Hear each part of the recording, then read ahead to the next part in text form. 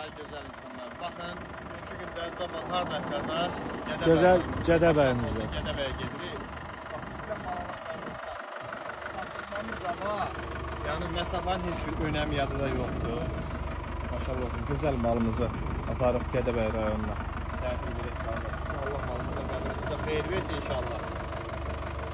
Gözəl Gədəbəy rayonumuz. Allah hamınızı sağ olasın.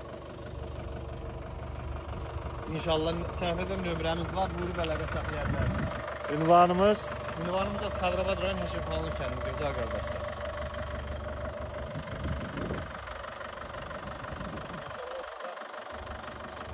Havanın gözəlliyinə bax hələ bir. insan nəfəs alır. Belə gözəl rayonumuza çatdırmamız, yəni ödənişlidir ancaq aşağı qiymətlərlə, yəni uzaq məsafələrdə, yəni ödənişlidir ancaq aşağı qiymətlərlə. Bağla qardaş, Allah səni sağ olasın.